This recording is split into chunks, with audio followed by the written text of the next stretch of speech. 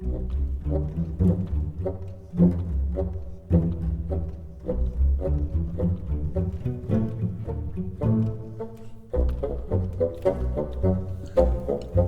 to Rack Fishing.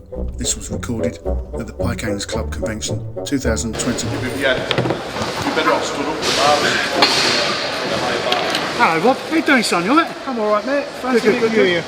Imagine that, yeah. So we're at the PIKE Anglers Club Convention and Rob Lawrie, who's RO of Hearts And Lee Valley, and Lee Valley region. RA16. So he's the regional organiser for that area for the PIKE Anglers Club. He does all sorts of great things voluntarily, and they've got all these regions basically around the country, actually around the UK, should I say. So they're all doing great things for teaching pike handling, and it's all there for education. That's what we do. And a lot of what Rob does is obviously help the coaches educate, and the way he does it is by making a lot of traces, pike traces. Now I've been a coach and an RO myself, and Rob's helped me to help others, so that's fantastic. So Rob is the man. Now what he's going to do, give a little back. Yeah, give a little back. What he's going to do now is he's going to make a pike trace, isn't he, Rob? Yeah, I'll try.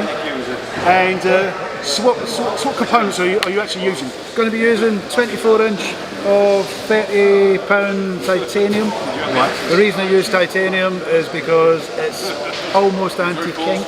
It lasts a lot longer, you get a lot more value to your money. A little bit more in the initial outlay, but when a trace lasts you a year, as opposed to a trace that lasts you one session, it's a no-brainer really.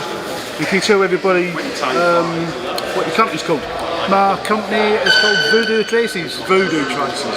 So I'm going to build a 20-inch titanium twin hook pike trace with no hooks, just split rings so you can add your hook. I use titanium because it's almost indestructible. So I've got everything ready. I'm going to start off with 24 inches of wire, and that will give me a 21 inch trace. So first step, I'm going to take my crimp and thread her on. I'll then take my first split ring, thread it on, then back through the crimp, and then I'm going to put that wire back through for a third time. Once I've got it through, I'm going to pull this tag end and give myself a little 3mm loop at the back.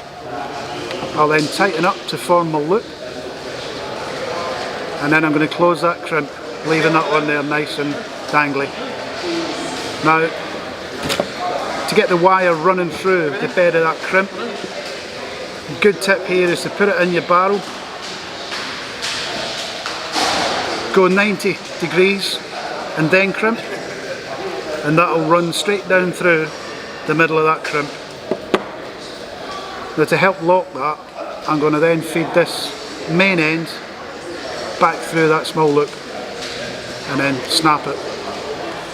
Next step, I'm going to put a little bit of shrink tube on.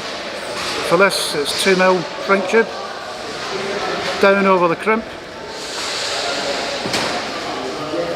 I'm going to use my lighter. I'm not going to burn it, I'm just going to waft it, seal it. Do the same this side, then roll it in my fingers, and then that's pretty secure. Now I'm going to stick on a sleeve, and I'm going to pull that over that shrink tube.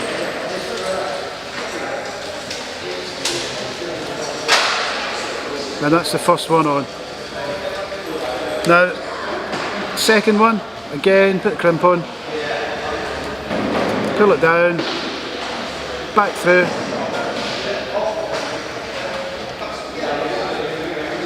like that, and then I'm going to set my distance. So I want a distance of 3 inches. With this, it's only for smaller baits, so I'll get a set point.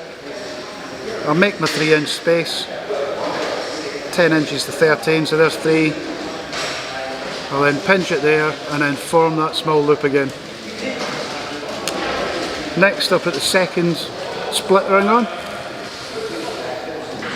and then this long end of the wire comes back through for the third time.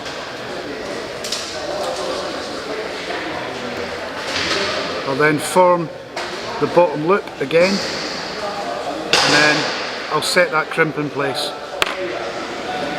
Again, in the barrel, fold it down to 90 degrees to get it in the channel, then a nice tight crimp.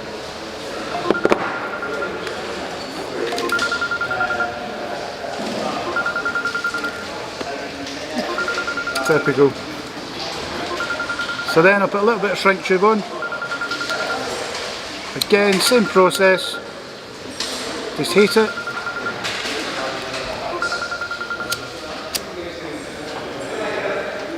Roll it, and then I'll put my sleeve on.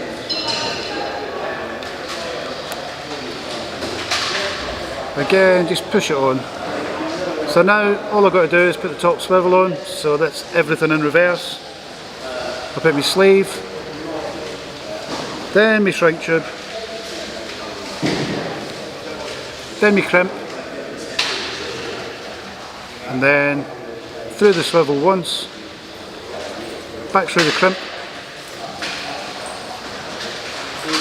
and then back through the crimp for the third time. Again, I want to form the small loop and then tighten it off to the swivel, and as I do with all my crimps, set it in the channel, go 90 degrees, and then set that crimp, and we're nearly there. So I pull this bit of sleeving all the way up to the eye on the swivel,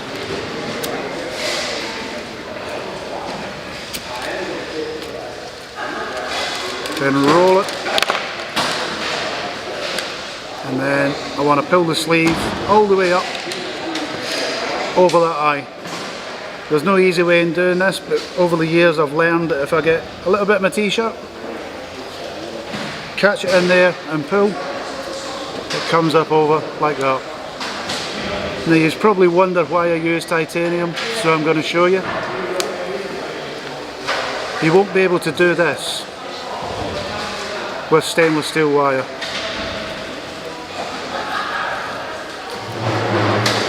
And get the same end effect. So if this was stainless steel wire, this trace would probably only be good for the bin after I've finished doing this. But as you'll see with titanium, there's not a mark on that trace. And that's why I use it. It's just unbelievable.